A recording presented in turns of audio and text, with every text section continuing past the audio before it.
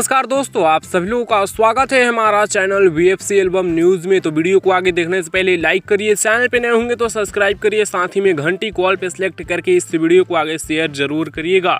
दोस्तों बता दें कि इस वक्त की सबसे बड़ी रिपोर्ट है कि पावर स्टार पवन सिंह जी का एक और शानदार गाने का टीजर अभी जस्ट 5 बजे global music junction YouTube channel पर रिलीज किया गया है, जिस गाने का नाम है गोदी में लेके। जी हाँ दोस्तों, गोदी में लेके इस गाने का टीजर अभी जस्ट शाम 5 बजे रिलीज किया गया है global music junction YouTube channel पर, और इसका फुल वीडियो सॉन्ग कल शाम 5 बजे आएगा। जी हाँ दोस्तों, इस गाने का फुल वीडियो सॉन्ग कल शाम 5 बजे ग्लोबल म्यूजिक जंक्शन पर आ रहा है, तो इस गाने को देखना ना भूलिएगा। फिलहाल वीडियो आप लोगों को कैसा लगा नीचे कमेंट्स बताइएगा। जिस गाने को पवन सिंह जी के साथ शिल्पी राज गाए हैं, क्वीन शालिनी गाने में है, और विजय चौहान का लिखा हुआ गाना म्यूजिक डायरेक्टर आर्या शर्मा है।